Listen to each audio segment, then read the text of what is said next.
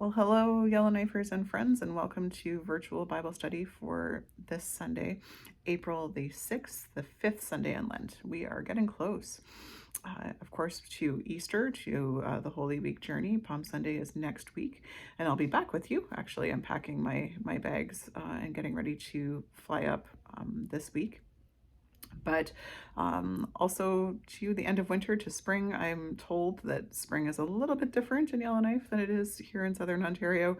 My window is open. I was outside in a t-shirt yesterday. It was 19 degrees, and I guess it's not quite the same where you are, but I still can't wait to be with you and to journey through Holy Week with you. In the meantime, we have this story of it's actually a really, really powerful story, one of my favorites in the Gospels, of Mary anointing Jesus at a dinner party in Bethany. It's a story that appears in all four Gospels, so I'm going to take a look and we'll read this one together and then take a look at a few of the features of the different stories, the different versions as they exist, and then just a little bit about what I think is going on there before turning it over to Lauren, who is going to be leading worship with you on Sunday and is doing a great job with this story. So this is John chapter 12, verses 1 to 8. 6 days before the Passover, Jesus came to Bethany, to the home of Lazarus, whom he had raised from the dead. There they gave a dinner party for him, and Martha served, and Lazarus was one of those at the table with him. And Mary took a pound of costly perfume made of pure nard, and anointed Jesus' feet, and wiped them with her hair.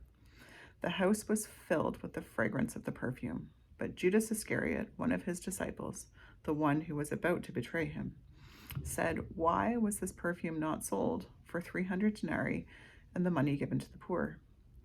Judas said this not because he cared about the poor, but because he was a thief.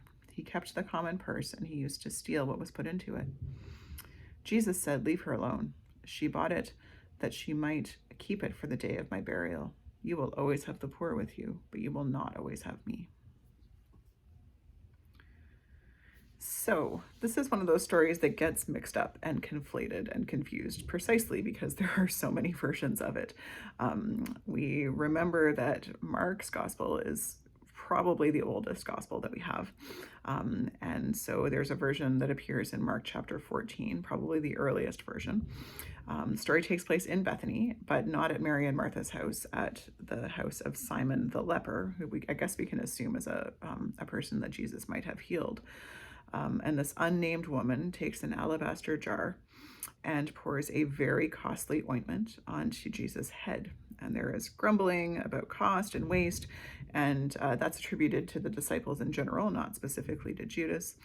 And this is kind of the bare bones version of the story that we've got. It's quoted exactly by Matthew, remembering that Matthew and Luke both used the Gospel of Mark as one of their main sources. And in both of these versions, and in the version that we can't forget, the Gospel according to Andrew Lloyd Webber, which is Jesus Christ Superstar, in all of these versions, the very next thing that happens is that Judas Iscariot makes a decision to betray Jesus. So this is, I guess we're to assume that, Judas has been at the dinner as one of the disciples, and really this is the thing that kind of pushes him over the edge, and he makes this decision to betray his friend. Luke, when Luke gets hold of the story, we think a little bit later, he changes things. So first of all, the story of the anointing comes a lot earlier in the gospel. So in Luke chapter 7, not right before the entry into Jerusalem, which is where the other gospels locate the anointing. It's a very different story in Luke. The setting is at the home of a Pharisee, and Simon is actually there at the dinner because the conversation happens with him later. But there is a woman, and again, she doesn't have a name, and she shows up uninvited to the party. She is carrying an alabaster jar of perfume. The alabaster jar appears in 3 out of the 4 Gospels. And she is simply referred to as a sinful woman. There are probably some sexual connotations to that moniker. She is the first of the women to get down on the floor. So this is while the other 2 women anointed the head, Jesus' head. This time it's the feet. And so she's right down there at his feet. She's crying, and the tears are washing Jesus' feet, and she's drying them with her hair. And then she anoints the feet with perfume and kind of kisses them, and it's all incredibly intimate, and much more so than how the story appeared in the earlier Gospels. There's an argument that follows, not about the cost of the perfume, but about a few other things. So first of all, the sinful nature of the woman, that the Pharisees and Simon can't quite believe that Jesus is allowing a woman of this nature to touch him and to be so close to him. Jesus gets mad at Simon because he says, look, washing feet, well, foot washing is a really essential social construct in Jesus' biblical time. It was the desert, it was hot, everyone's feet got dirty, everyone was wearing sandals, and so when you came into a house, being offered the opportunity to wash your feet was a really important thing, and no such opportunity, according to Jesus, was offered to him until the woman did it with her tears. So he's angry about that. And he's also, there's this huge conversation about forgiveness and the size of debt, and the amount of love that's shown when a debt is forgiven. And the story ends with Jesus forgiving the woman of whatever sins are tormenting her. He doesn't actually ask what the sins are, and no one ever says what the nature of those sins are, but they're forgiven. And then later on in Luke's gospel, there is another dinner party, and that one does take place in Bethany at Martha and Mary's house. The argument at that dinner is that Mary is like Martha's sister. So again, Mary and Martha are the sisters of Lazarus, and they have this house together. Which was strange, actually, that they have this home together.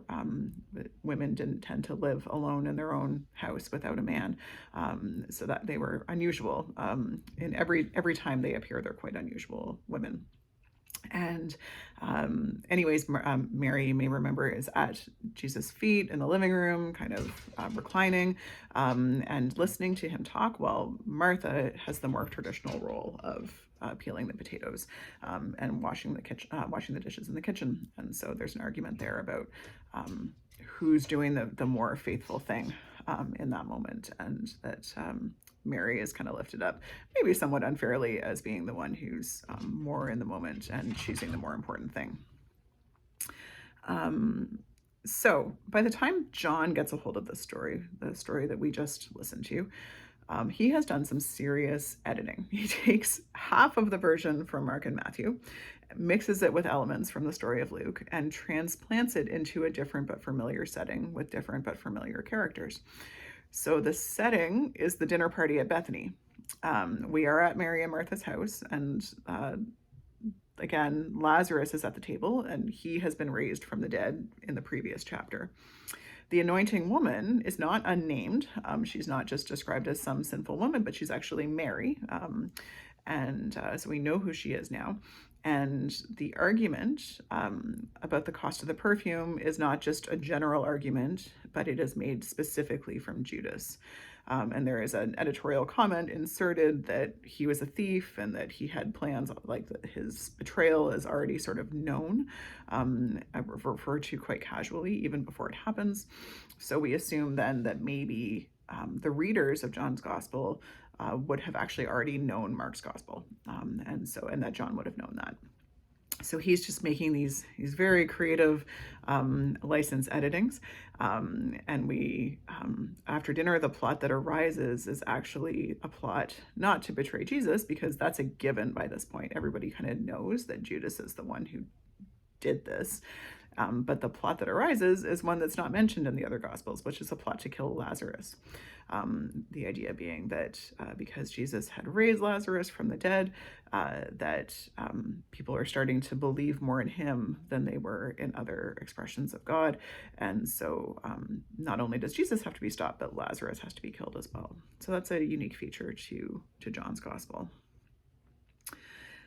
So, for a Bible geek like me, noting all of these differences as a story gets taken, portrayed, twisted, changed, edited, um, it's that I always find that stuff really interesting because it's just such an excellent reminder of how our stories that are sacred and very sacred were the product of human hands. They morphed and shifted over time, just like stories that we tell will change when we tell them over and over again. And as the years go by, we edit, we exaggerate, we change details, sometimes unconsciously. And even in the relatively short number of decades between when our four canonical gospels were written, this was happening. And again, it's a reminder that none of the authors of any of our surviving gospels were firsthand witnesses to the accounts of the events of Jesus' ministry. These were all written between, you know, between 50 and 90 AD, so or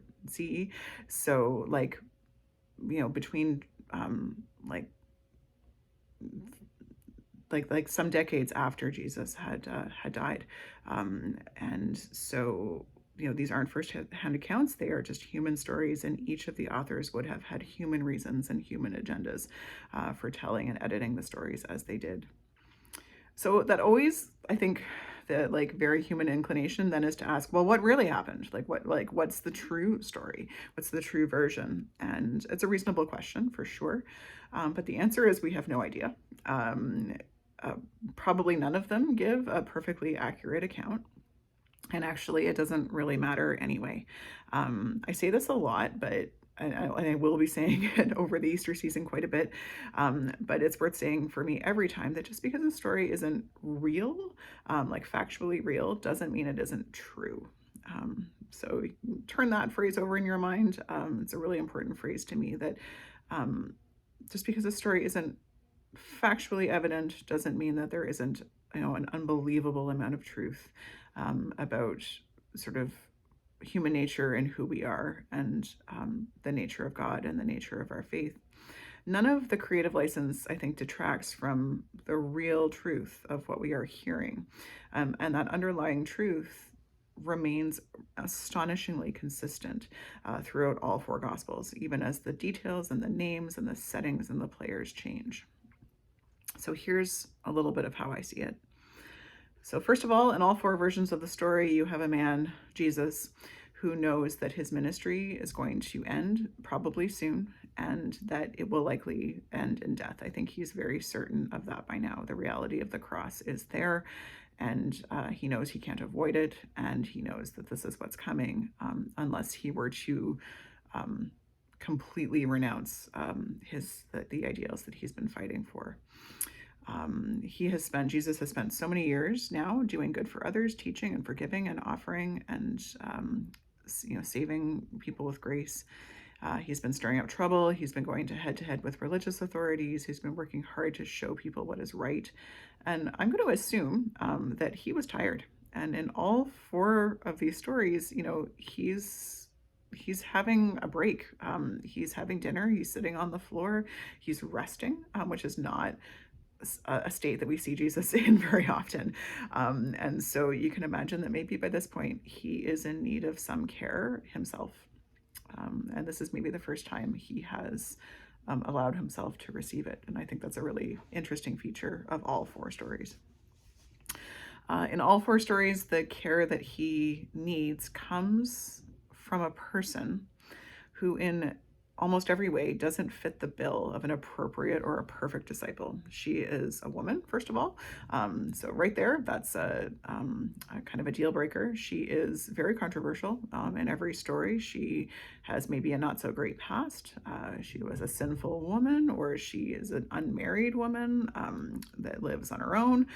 She lives her own way. She does what she wishes. She's been following Jesus, which probably raised a few eyebrows. She goes where she's unwelcome. She defies convention. She defies norms. She creates scandal. She challenges authorities. And it is astonishing enough that she was even allowed in the room, that Jesus even gave such a woman the time of day. But perhaps even more scandalous, that he allowed himself to rest his weary body, his head or his feet, in her hands to be touched and loved and cared for by her. That is just an unbelievable feature of, and just a really important message to me about what grace looks like. It never looks like we expect. We keep saying this over and over and over again. And finally, the care that he receives is beyond cost or measure. So in every story, it's noted that this is a really valuable substance. The woman is not holding back. She's not saving it for anything. She is maybe the only one who's been listening to him. Jesus has been saying to his friends repeatedly that he is going to die, that is an essential part of what is going to happen. And they have not believed him. They don't want to believe him. They brush him off. They say, no, no, no, no, no, Lord, no, that's not what's gonna, surely not, basically. And Mary is she's been listening, and she's so firmly rooted in the moment. As she is every time we meet her. She knows she can't change what has happened. She knows that she will not be able to change what is coming. The only moment that she has power over is the moment right here in front of her. She's like a pioneer of the mindfulness movement, where we say we only have now. And 2,000 years before mindfulness became a trendy word, here is a person, she seems to be saying, here is a person who has given me a great gift, and who has forgiven me and shown me grace, and I want him to know exactly what he has meant to me. And if the perfume, I think, were 10 times the price, if it was already precious, representing a year's salary, but I don't think that any cost would have stopped her. And so she smashes this jar open and she anoints him. And the result is that Jesus is able to die knowing exactly how much he was loved, and realizing that what he had done was what was required of him, and then some, that he had done it well. And the next stop, of course, we know is Jerusalem and the cross. And we know that he is going to be able to face what is coming, in large part because of this gift that he has received. And what is a greater gift, I think, at the end of someone's life than telling them how much they mattered in this life. Jesus says to the men in the room that Mary is anointing him for burial. And of course, this story does hint at a death that is to come. And I also think that the smell of the perfume hints at the resurrection that is to come, because every single person in the room in all 4 versions of the story is offered some form of grace. Everyone is given a lesson about how big love is, and how love comes from the places that we least expect. And that love that exists is so big that it can't be contained in an alabaster jar, and it can't be quantified by a number of coins or a year's salary. And what more, I think, is resurrection than a love that is so big that it can't be contained in a grave. I love this story. I could go on about it for hours. And these are just a few of my thoughts to open up the alabaster jar to you. And as I said, Lauren is running with this. He will preach on this on Sunday. And I am looking so forward to seeing you the Sunday after that, which is Palm Sunday, when we journey into Jerusalem and through Holy Week together. So blessings, my friends. Have a great weekend, and I will see you soon.